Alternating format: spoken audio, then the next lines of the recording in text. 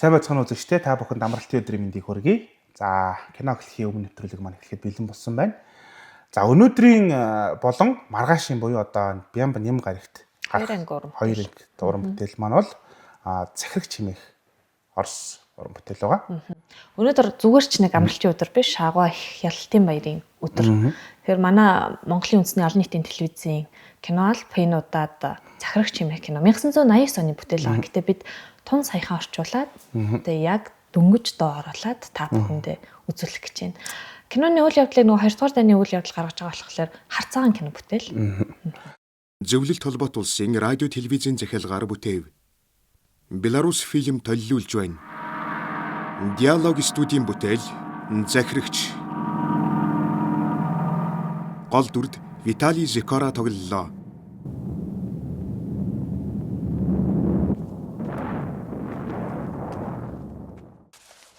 Хэдийгээр цаг байхгүй ч танаа дулаацаад авна. Сайхан буу халъя.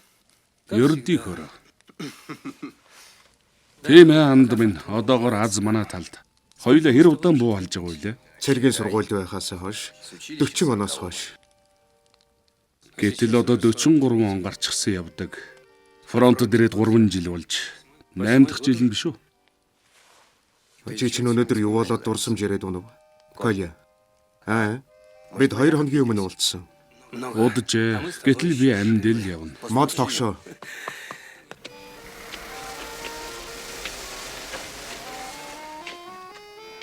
Дэслэгч та бүслэлтэд байж үзсэн үү?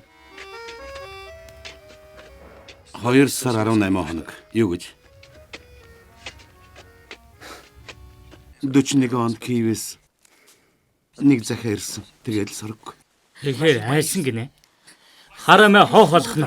Ватка. Чи яава? Бүгд л айж байгаа. Өөхөх дуртай хүн гэж байх уу? Бүр ингэх үү?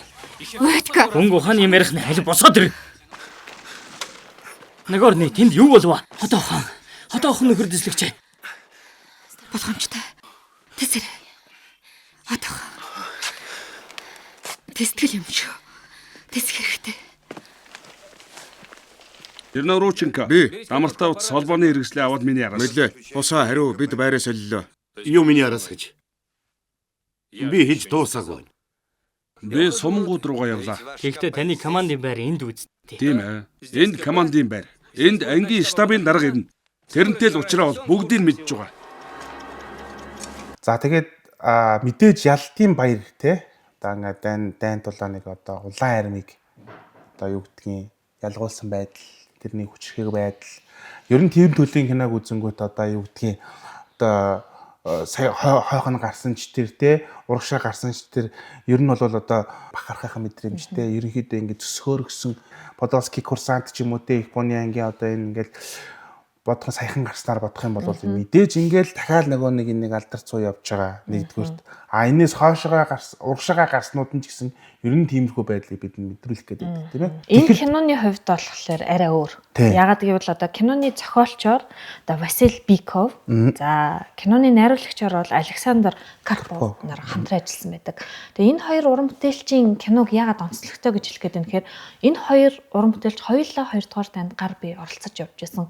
Дайчид. Ахмад дайчид гэсэн үг. Тийм, Ахмад дайчид. Одоо юу гэдэг нэг нь бол Японы ангийн дайчин бол нөгөөх нь танкын ангид алдаа тулдаж явсан юм алба хаасан биш одоо ерөөсө тулдаж явсан ийм уран бүтээлч мөртлөө өөртөө яг дайны хүнд хэцүү жилүүдийг тэр нөгөө дайнд яг юу болж өнгөрснгийг өөртөө биеэр одоо мэдэж туулсан бас хүн талаас нарах юм бол хувь хүмүүс.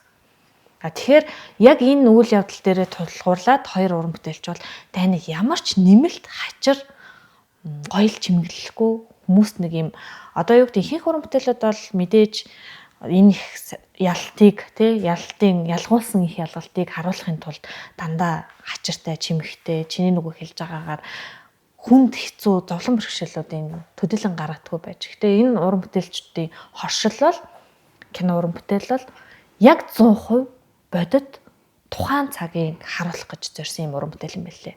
Одоо нэг Оковны амьдрал одоо юу гэдгийг новчны амьдралыг одоо амьдралыг хичээх гэдэг л одоо нэг дайны өмнө яг новчинд юу болтгоо те тулааны өмнөх тэр яриа шивнэ. Тэр нэг бөмбөг тесрэлт тэр хүмүүсийн хоорондоо ярилцсан ярианууд амьсгаа хүртэл энэ дээр тэм томроонаар гэхдээ нэмэлт гачиргүйгээр түрүүний хэлдэг чи яг зөв. Нэмэлт гачиргүйгээр орсон гэж яригддаг. За яг хуу энэ нөгөө нэг 89 оноос өмнөх үеийн одоо яг энэ эх орны дайны тухай кинонууд бол тэ ялтын дайны одоо эх орны 2 дугаар дайны тухай кинонууд бол ер нь бол хаагдмал гэж хэлж болно. Тийм шүү дээ. Одоо юу гэдэг манай зохиолчийн хувьд бол дийлэнх зохиоллууд нь хаалттай байсан. 1980 оны хүртэл Горбачевын өөрчлөлт гарч ирснээрээ энэ хүн зохиолороо кино хийх боломжтой болсон. Тэгээ одоо нөгөө муу сайн муухай сайхан бүх зүйлээ өөсвийн дарж нууж исэн болвол энэ өөрчлөлт бол за бодит байдлыг бодит чигээр нь гаргаж болох юм а гэдэг ийм шин цензур. Баатарлаг одоо нэг тийм зүйлсийг биш те. Энэ бас нэг талдаа тийм боловч нөгөө талдаа бол бас нэг ийм юм байсан шүү гэдгийг бодитоор харуулахыг зорьсон.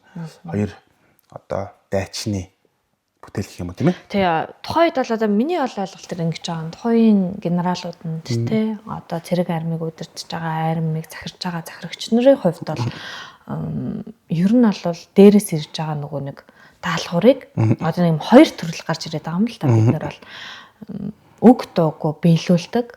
Цэрэгээ одоо юу гэдэг ямарч хүндрэлтэй хэцүү нөхцөл байдалд оруулсан даалгаврыг биелүүлдэг нөгөө тал хахад нөгөө талд нь тэр дарга нарынхаа өгдөөс сөрөөд цэрэг дайчин ирсийнхаа амь насыг хамгаалдаг тийм нөгөө талын захирагч байсан бахна. Тэр яг энэ хоорондох зөрчилдөөн л бол яг энэ киноны гол миний бодлоор бол энэ киноны гол цөм нь яг эндээ л ах шиг байна. Тий. Одоо юу гэдгийг Николай Волошин гэдэг дүр байгаа. Нөгөө тал дээр болгоод Маркин гэдэг дүр байгаа. За энэ хоёр дүр чинь хоёулаа захирагч.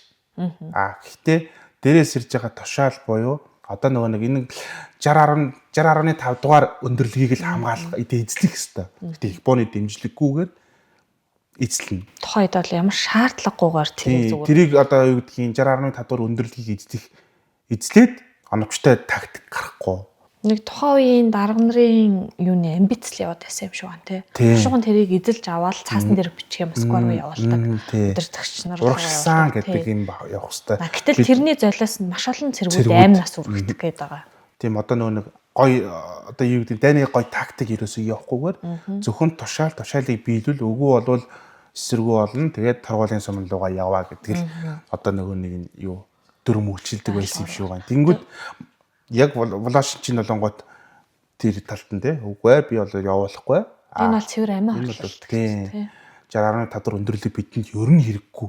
Энэ заавал байх ёсгүй гэдэг тийм өнцгөөс ярьж байгаа бол цэргүүдээ одоо амь насын харилж байгаа бол нөгөө талд маркийн ирээд шал өөр байдал руу оруулж байгаа. Тэгээ энэ одоо юу гэдэг тушаалыг биелүүлэхээр татгалцснаас болж зүгээр яг кинон дээр бол тушаал буурдаг. Гэтэл бодит байдал дээр бол эх орноос урвсан гэж цэргийн шүүхээр оруулаад дийлэнхтэй одоо цаацалдаг байсан. Харамсалтай.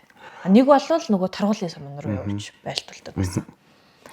Ийм харамсалтай үйл явдал байт юм лээ. Тэгэхээр одоо юу гэдэг маркны хувьд шин захирагчийн хувьд ирээд ямар ч эргэлз буцалтгүйгээр цэргүүдийг тийш нь оруулаад маш олон хүний амь насыг золиослж байгаа. Гэтээ яг эцсийн үр дүн яг юунд хэрэгтэй вэ гэхээр нэг төдийлөн тийм ашигтай байршил биш байж таарад байгаа тийм. За бас нэг зураг авалт болон доо шовны асуудлууд байна энэ дээр. Одоо саунд эффектүүд орох. За тэгээд ерөнхийдөө ингээд арын бэкграунд хөгжим тий уянгалаг хэсэг одоо юу гэдгийг нэг юм ноошин цуучаал дөрөөрөөрөө гэх хүмүүсийг ингээд нэг юм хөгжмөр эзэмддэг нэг тийм байдаг штэ одоо юу гэдгийг кино уран бүтээлч ирнэл хөгжмөрөө бас том давуу тал байр суурийг эзэлдэг хурлаг. Харин энэ кинон дээр бол одоо юу гэдгийг новчны хэсгүүд за тэр дайн тулааны хэсгүүд дээр бол ямар ч тийм хөгжим байхгүй. Тулаан эхлэхийн өмнөх тэр намгуун байдал те. За тэгээд тэр пулемотын шүршиж байгаа буу чимээ хүмүүсийн галтраад уналт ямар ч одоо юу гэдгийг эффект одоо элдв 7 хөгжим ашиглаагүйгээр энэ илүү тийм одоо бодит байсан. Дээрээс нь одоо нөгөө зохиолч болон найруулагч хоёрын мэдрэмж тэн дээр хослмол байдлаар одоо зурглаачийн одоо уран ухаанаар хөгжмийн найруулгаар ингээд дууны найруулгаар ингэж гарч ирж байгаа. Энэ өөрөө баг тий тэрвээ тэрэн дээр хүчин тавьсан бол бид нар хошгол баг. Гэхдээ тэр гэж тавиагүйгээр илүү бодит байдлыг мэдэрч байна гэдэг бол кино урлагийн бас гоё даваа тал. Киноны төгсгөлд одоо нэг юм бичиг гарч ирдэг тий. За Зүрлэлтийн Баатар 294 дугаар ангийн полкийн командлагч хошгуулч Николай Иванович Волошин гэдэг бичиг гарч ирдэг. Тэгээ 1945 оны 3 дугаар сарын 24-нд амь өргөцсөн гэдэг. Тийм, бүр оршуулсан газартаа заасан байгаа. Дараа энэ киноны дараа судлаачид энэ хүнийг хайгаад яг ийм бодит дүр байна уу гэж хайгаад болоогүй. Зөвлөлт холбоот улсын Баатар гэдэг юм дундаас хайж байгаа. Гэтэл энэ бол юу гэдэг найруулагчийн цохолчийн санаа байсан. Шийдэл. Мянган одоо Волошин байсан юм аа. Тий. Яг тийм тодорхой нэртэй хүн байгаагүй ч яг ингээд нөгөө цэрэг дайч дэрсийнхэн амь насыг хамгаалж өөртөө төр зогсоод маш олон хүмүүс одоо юу гэдэг цэргийн шүүхээр ороод торгуулийн суманд очиод ингээд амь өргөцсөн хүмүүс байсан юм аа. Энэ хүмүүст л ерөөсө зориулж одоо тэдний битсэн тийм дурсамж гэх юм уу да тий. Тэгээд түрүү ярьсан нөгөө нэг хөгжим яагаад шилаагүй вэ? Энд дээр хөгжим тавьж болохоор байсан те. Тэгэхэд одоо юу гэдгийг найруулагч болохоор гэсэн ба. Дайнд ямар ч тийм гоё хөгжимлөг эсвэл романтик эсвэл драм байхгүй. Дайн бол тэр чигээрээ дуу чимээ, тэр чигээрээ одоо чимээ шууган, дайн алхах хэдлэг, аимшигтай, дайн бохор тийм л зүйл. Тийм болохоор энэ дээр ямар ч тийм хөгжим юу хэрэг байхгүй гэсэн. Тэр нь тэгээд гомчтойч байж одоо тэгээд том агуулгыг биднэрт гээд нэг сценүүдээр эвтэйхэн харуулсан. Ялтын баяр гэж бид нар одоо юу гэдгийг дайныг магтсан те дайныг ингээл ингэсэн тийм Яг нөгөө тухайн үйл явдал чинь 5 сарын 9 бол одоо юу гэдэг дайныг зогсоож чадсан байхгүй тий. Тэр одоо юу гэдэг фашизмын эсрэг зогсоод яг ингээд бүх зүйл дууслаа бид ялалт байгууллаа гэдэг чинь тэр муухай дайны үйл явдал хичнээн орныг хамарсан дайн билээ. Энэ зүйлийг зогсоож чадсны баярлахаас ш ялалтын баяр гэдэг бол мэдээж ойлгомжтой. Василий Зайцев Холливуудын эзэн кино байгаа шүү. Тэн дээр мэрэгэн будагчийн гайхамшиг л харуулдаг. Бодовский курсант дээр бол Японы гайхамшиг л харуулдаг. Энэ кинон дээр л хэлэх гээд байгаа юм л тэр дайны нэг юм харамсалтай үйл явдлыг харах хэрэгтэй. Харамсалтай үйл явдал нь энэ. Дайн зогссон бол 5 сарын 9 боловч энэ кинон дээрээс одоо юу гэдэг та бүхэн маань 1944 оны үйл явдал. Тийм 44 онд гарч байгаа үйл явдлыг одоо ингээд харуулж байгаа шүү.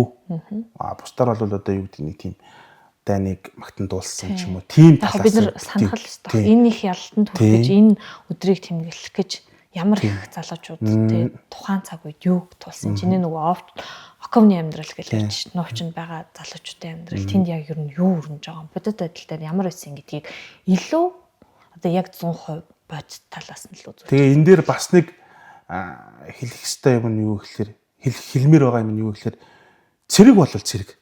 Яг энэ дээр нь байгаа дарга тэрний дээдлэлт нь байгаа тушаал хүлээж авдаг гүйцэтгэх ёстой. Дахиад цэрэгийг командлах ёстой.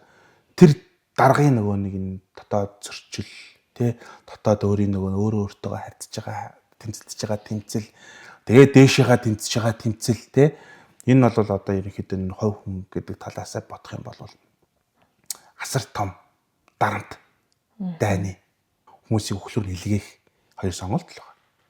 Илгээх үү илгээхгүй. Илгээвэл одоо юу гэдгийг тэр хүмүүс залуучууд өхөн илгээхгүй бол би өхөн гэдэг энэ сонголтын дээр л ерөөсөө тоглолт явж байгаа. Гэтэ энэ бол бодит түүх. Тий. Тэгэхээр ийм төрөл жанрын кино сонирхдог. Мэдээж энэ түүхэн өдрийг сануулах уран бүтээл одоо үзэгчдэд өнөө орой үзүүлсэн зүйтэй болоо гэж шийдэрлээд манай хамт олон бол энийг одоо та бүхэнд 1989 оны киноч гэсэн өнөөдөр яг анх удаа Монголын үндэсний олон нийтийн телевизээр гарч байгаа. Үзэгчдэд хүрэх гэж байна. За ингээд захирагч хэмээх энэхүү сайхан уран бүтээл маань одоо 2 ангаар Бямгарыг болон Нямгарт хүрэх болно. За үзэгч та бүхэн маань захирагч киногоо манай киногийн өмнө нэвтрүүлгийг дуусны дараа хүлээн авч үзээрэй. Та бүхэн амралтын өдөр аядахтаа сайхан өнгөрүүлээрэй. Баяртай үзэгчтэй. Өмнө нь ямар нэгж захирч байв? Суман энэ ангид Байцаараа таны овг хэн гэвэ? Волошин. Тэгвэл клипийн гарныг танаас суман ээжилсэн билүү? Тийм ээ.